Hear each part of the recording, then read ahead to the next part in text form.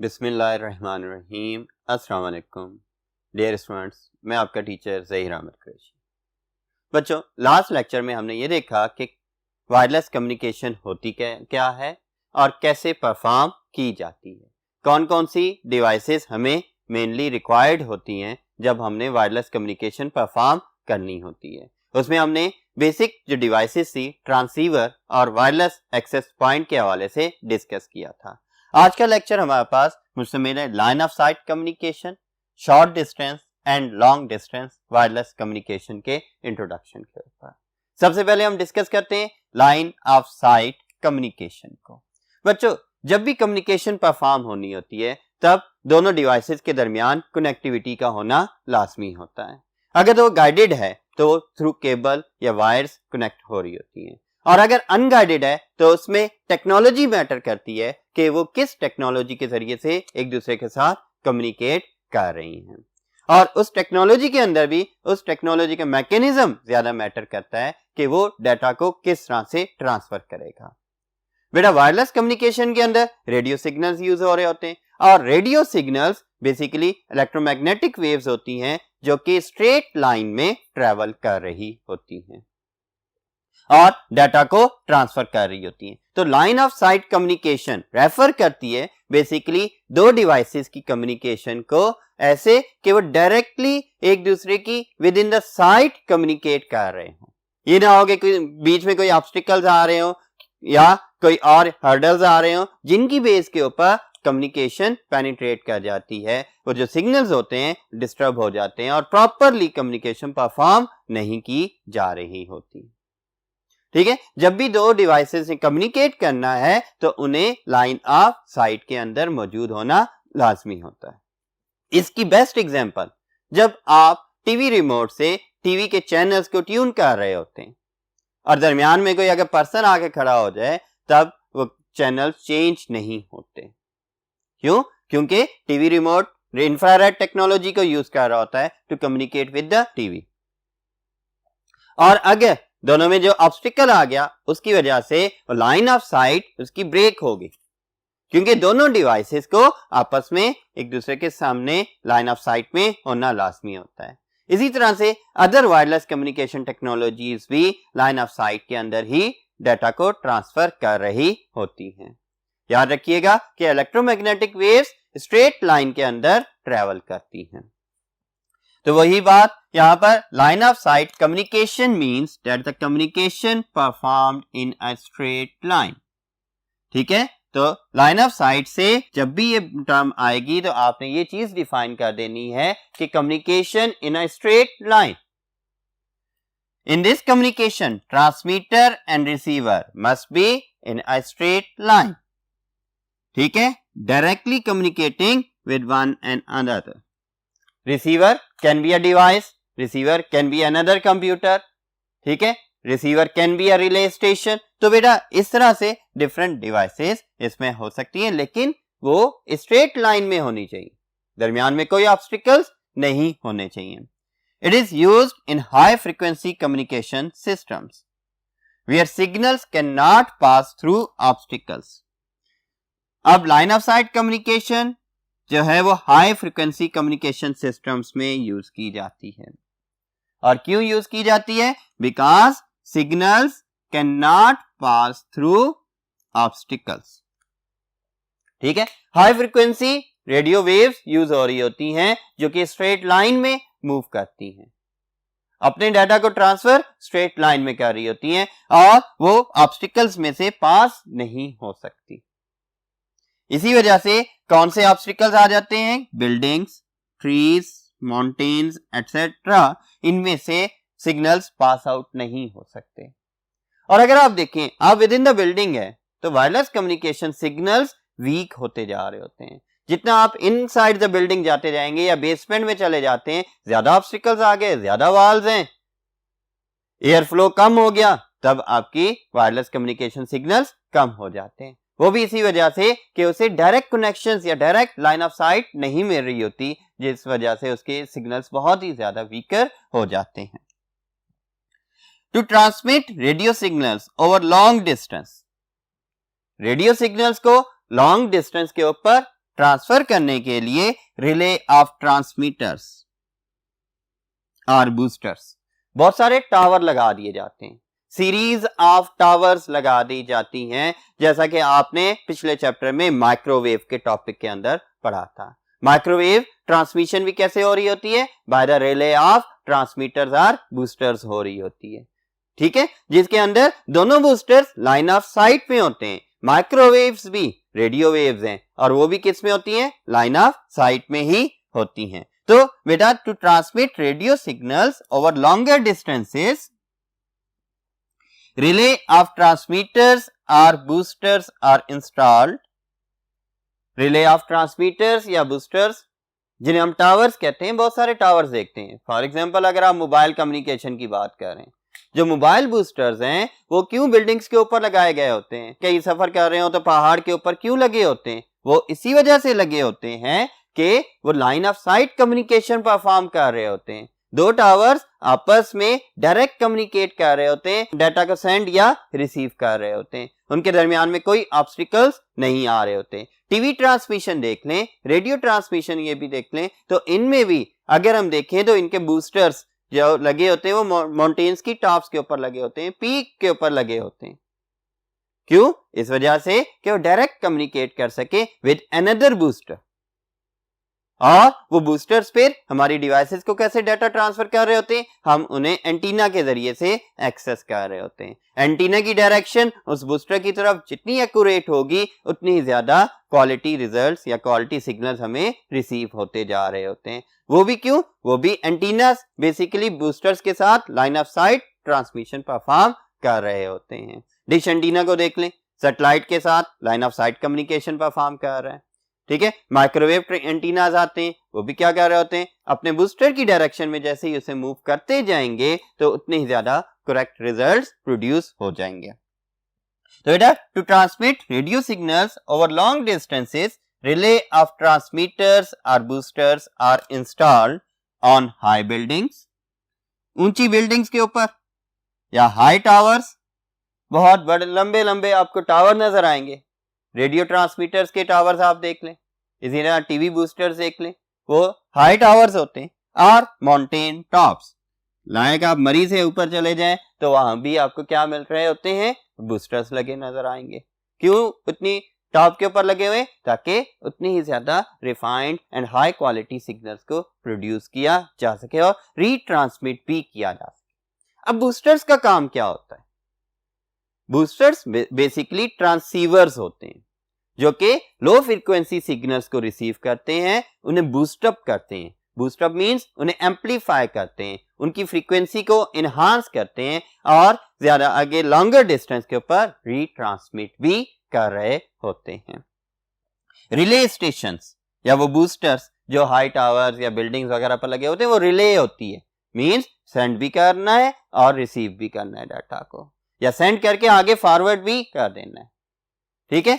तो ये चीजें आपके पास रिसीव करके डाटा को आगे फॉरवर्ड भी करते जाना है, ये रिले स्टेशंस का काम आ जाता है। Relay stations that are called boosters are used to amplify, boosters किसके लिए यूज हो रहे थे? To boost up the signals, to amplify the signals and retransmit from station to station, यानी कि one point to another point उन signals को retransmit भी कर रहे होते हैं। सो बेटा, लाइन ऑफ साइट कम्युनिकेशन के अंदर किस तरह से डाटा ट्रांसफर हो रहा होता है? इन अ स्ट्रेट लाइन।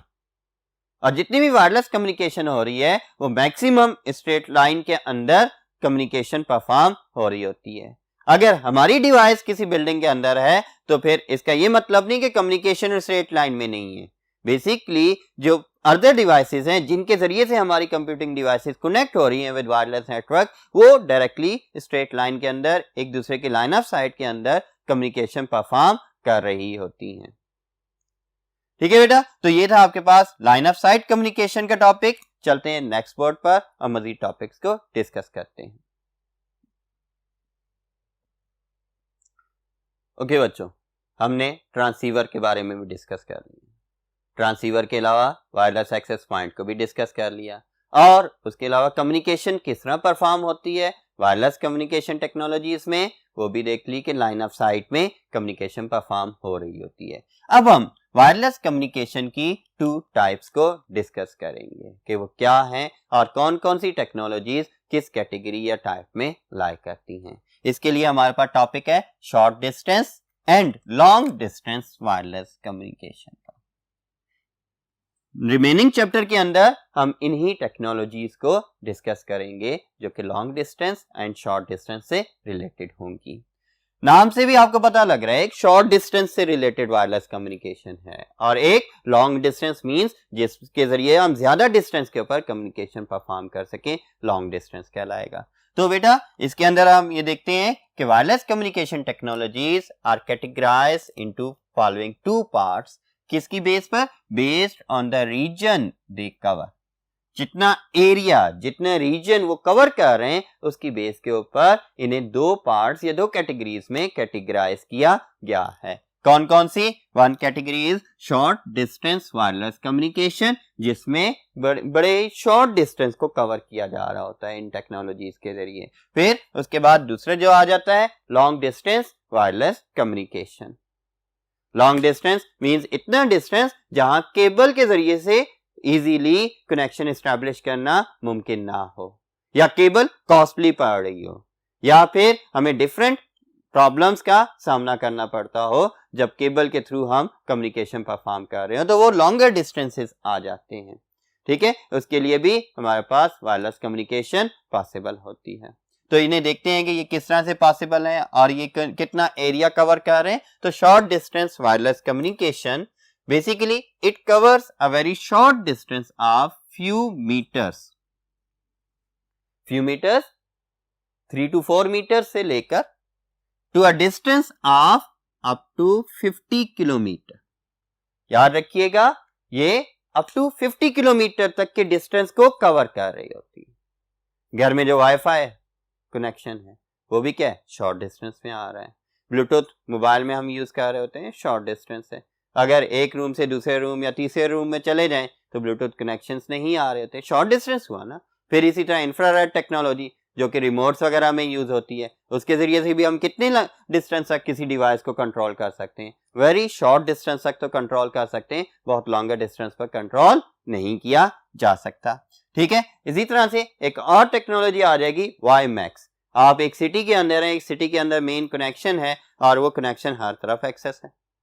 इसकी एग्जांपल्स में पब्लिक नेटवर्क्स आ जाते हैं, जो कि पार्क्स वगैरह के अंदर आपको पब्लिक नेटवर्क, फ्री नेटवर्क मिल रहा है, वो किसके थ्रू मिल रहा होता है? वाईमैक्स के थ्रू। लेकिन वो भी एक खास एरिया के अंदर ही है, किलोमीटर, 2 किलोमीटर, 5 किलोमीटर, 10 किलोमीटर तक, उससे ज्यादा नहीं उसकी रेंज होती। तो वो क्या आ जाते हैं? वो भी शॉर्ट डिस्टेंस में ही आ रहे होते हैं। याद रखें, ऐसी टेक्नोलॉजीज जो वायरलेस कम्युनिकेशन को परफॉर्म कर रही होती हैं अप टू 50 किलोमीटर क्या हैं? वो हमारे पास शॉर्ट डिस्टेंस कम्युनिकेशन में लाई करती हैं। Short distance wireless communication technologies are used in WLAN, wireless local area network, और direct connection with the devices. या तो डिवाइसेस के साथ डायरेक्ट कनेक्शन एस्टैब्लिश करने के लिए यूज हो रही होती हैं, या फिर ये wireless local area network establish करने के लिए यूज हो रही होती हैं। लोकल एरिया नेटवर्क एक खास डिस्टेंस के अंदर तक एक नेटवर्क जो बनाया जाता है उसे कहते हैं। ठीक है, जो एक बिल्डिंग के अंदर, एक ऑफिस के अंदर, एक रूम के अंदर जो डिफरेंट कंप्यूटर्स को आपस में कनेक्ट करके एक नेटवर्क बनाया जाता है, उसे लोकल एरिया नेटवर्क कहते हैं। इसकी डेफिनेशन में आप पढ़ते हैं कि it can be up to 1 kilometre area. ठीक है, तो ऐसा जो नेटवर्क है जो लोकली डिफाइंड होता है, जिसे आसानी से मैनेज किया जा सकता है, मेंटेन किया जा सकता है, एस्टैब्लिश किया जा सकता है, उसके अंदर हमारे पास short distance wireless communication use की जा सकती है। ठीक है, और WLAN मींस ये wireless local area network means through wireless technologies. So कौन कौन सी टेक्नोलॉजीज हैं जिनके जरिए से हम शॉर्ट डिस्टेंस वायरलेस कम्युनिकेशन को पॉसिबल बनाते हैं? वो किसमें? WLAN और डायरेक्ट कनेक्शंस में। उनमें इंफ्रारेड आ जाती है, ब्लूटूथ है, वाईफाई है एंड वाईमैक्स है।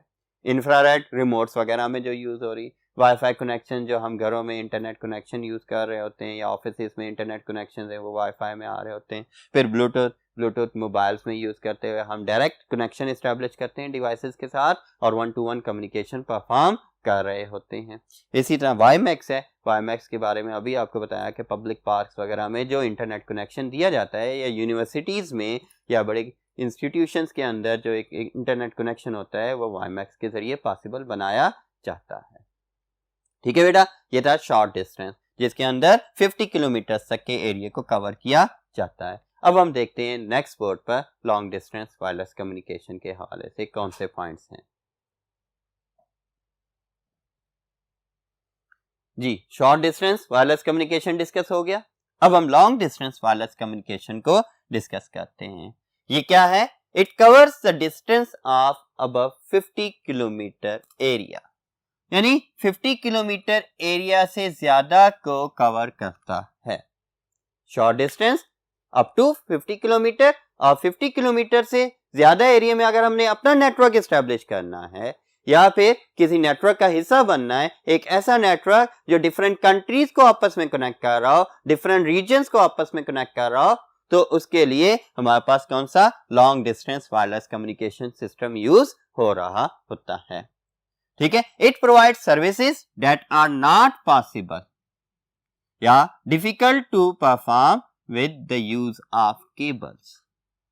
गाइडेड मीडिया के बारे में आपने पढ़ा था कि guided media different ranges provide करता है to communicate the data over the network, जिसमें ट्विस्टेड पेयर्स हैं, टेलीफोन केबल्स हैं, कोएक्सियल है, फाइबर ऑप्टिक्स है। ऑल्दो वो लॉन्गर डिस्टेंस पर डाटा ट्रांसमिट कर सकती हैं, लेकिन जितनी ज्यादा लेंथ होगी केबल की उतनी ही डाटा ट्रांसमिशन स्पीड स्लो होती जाएगी, उतनी ज्यादा एरर्स आ सकते हैं, कहीं से डैमेज हो जाए वायर उसको डिटेक्ट करना मुश्किल हो जाता है और उसकी इंस्टॉलेशन, उसकी मेंटेनेंस, ये सारा कुछ डिफिकल्ट हो जाता है। इस वजह से हमें जो वायरलेस कम्युनिकेशन मेथड्स हैं वो इजी वे प्रोवाइड कर रहे होते हैं कि हम आसानी से लॉन्गर डिस्टेंस के लिए एक नेटवर्क एस्टैब्लिश कर सकते हैं और उसके ऊपर उसकी मेंटेनेंस भी आसानी से परफॉर्म कर सकते हैं और उसकी कॉस्ट भी नहीं होती और उसके सिग्नल्स भी वीक नहीं होते। क्यों? क्योंकि हम उनके अंदर एम्पलीफायर्स या बूस्टर्स लगा लेते हैं और उन बूस्टर्स के जरिए से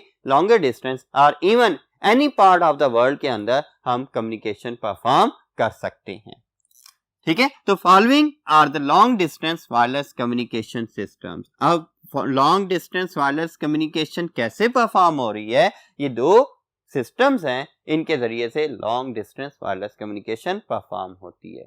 लॉन्ग डिस्टेंस वायरलेस कम्युनिकेशन के अंदर जो मेन बूस्टर है वो सैटेलाइट्स यूज हो रही होती हैं।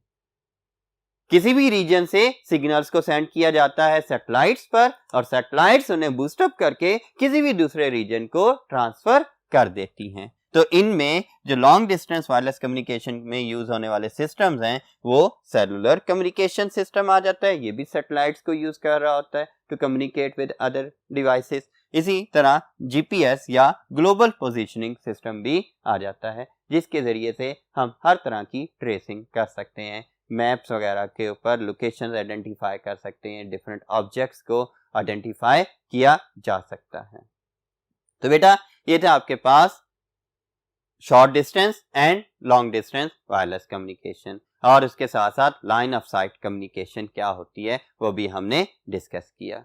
ठीक है बेटे, तो इसके जरिए से हम ये डिफाइन कर सकते हैं कि कौन सी टेक्नोलॉजीज किस कम्युनिकेशन सिस्टम में लाइक कर रही होती हैं और कैसे कम्युनिकेशन परफॉर्म कर सकती हैं।